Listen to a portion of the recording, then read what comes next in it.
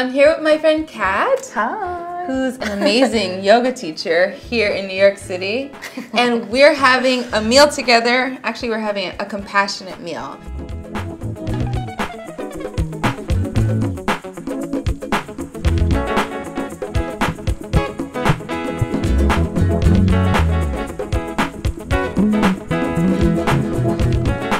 We ate some of this food.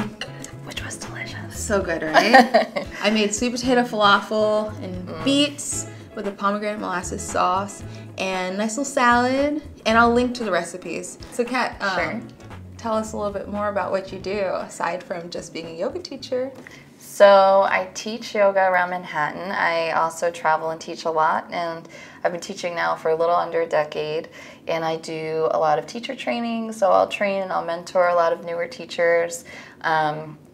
Sometimes I work privately with clients around here, and then a lot of times I'll travel and I'll teach at conferences and workshops and all yoga related stuff within that scope. You know, when I thought of who we're going to have this lunch with, do a compassionate meal with, I thought of you because you were born and raised vegetarian, right? Which is super interesting. Yeah. So, like, what was that like for you growing up as a vegetarian kid? Yeah, it was really interesting. So my mom was actually a professional dancer at Juilliard. Wow. And she was on scholarship, and she got into a major accident, and she injured her spine, and she wasn't able to dance anymore, and she felt like that was her life purpose. So the long story short is that essentially, you know, she became, it was a really hard time in her life, and she told me that's when she really started to seek spirituality. And so then she found, it's like an ashram in New York, and that's where she met my dad, and she already was transitioning out of not eating meat because she just didn't feel good eating it, and then it became a whole, a lot of it, a much deeper thing for her. So then they became like solely vegetarian, also straight edge. They don't drink any alcohol. So, you know, it was interesting having to kind of stick to what you believe in and talk to your friends about it in a way that they understand. They don't just think you're like bizarre. Exactly. Yeah. And give a reason. Yeah. So I was always taught when I was younger, me and my sister, we were just taught, you know, oh, animals are alive and they have faces. Anything with a face you don't want to eat because it can hurt them.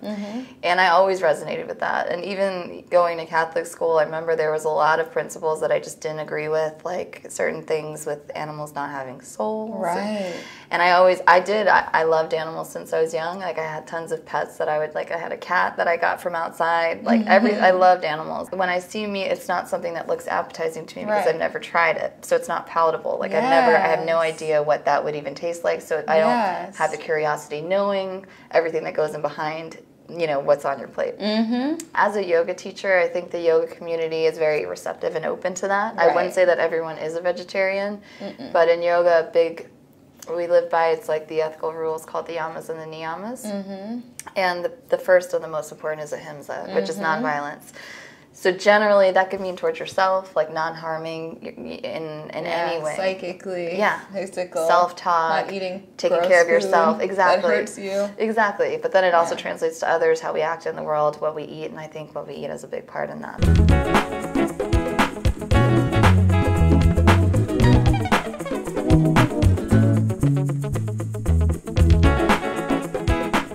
She's like, that's it, guys. I've had enough. QZ, did we get it out? She's like, I eat fish. That's why I wasn't invited. Fish, turkey, chicken. What else do you eat, you little murderer? Okay, we're back to business now. And I always say I don't want to get another cat because I'm going to have to feed it animal products. I already feed her meat. And it just, I just hate it. I know. Hate it. I know. But there's so many cats that need adoption. There's so many, like, on the street and shelters and being fostered by people. And you go online and look at those cat videos, and you're like, I could have another one of those. There's another one of those who needs a home. Well, that's like, cat and dog people do the same thing. Yeah. And of course, they have to have dogs. I just want more and more. Yeah, right? Well, don't be like my mom. She has 7 dogs. That's what I want. Oh, well, there you go. Yeah.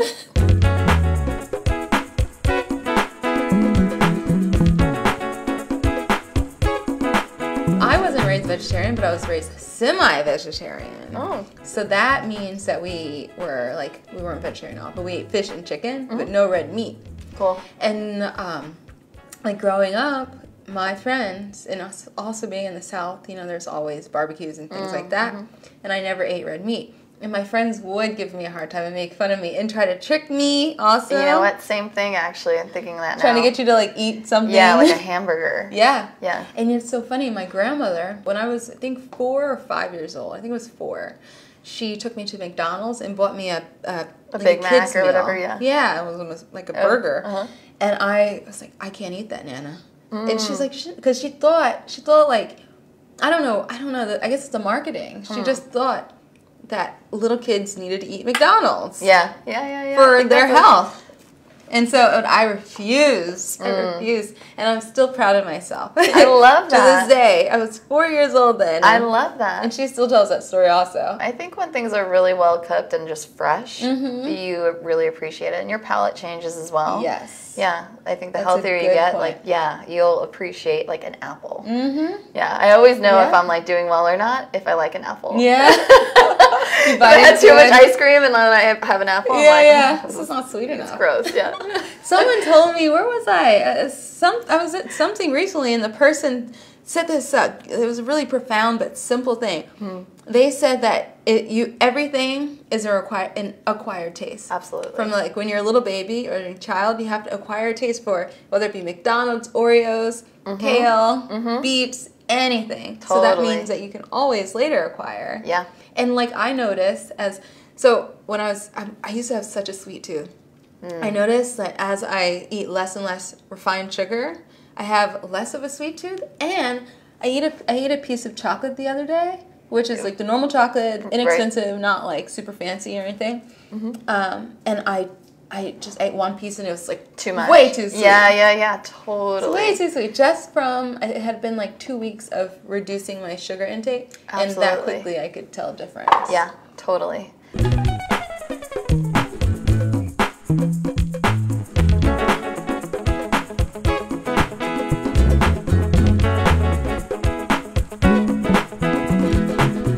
That was so much fun. Thank you for having me. Girl, thanks for coming. I'm about to get right back to the salad. But thanks so much for watching. This was really fun. And I want to encourage you guys to have a compassionate meal with one of your friends or family members to talk about these things as well. And also thanks to Farm Sanctuary for putting this campaign together and inviting us to participate. You guys also got to check out the videos that Russell Simmons made. With Doughboy. With Doughboy. Yeah. Which is pretty mind-blowing. Because this guy, Doughboy, lost how many pounds? Like 200 pounds? Like a person? Or 2 people. It's crazy from going vegan. And Koya Webb and Sean Korn, they all have different videos. So check that out and make your own video and tag me in it because I want to see it. And follow Kat. Also, Kat, where should they follow you? You can find me on like Instagram or all those things, Facebook under Kat Fowler Yoga. And if you're in New York, you can come and take any of my classes. Anytime you'd like. Check it out. Let me know. I'll link it below. I'll link your website so you can find.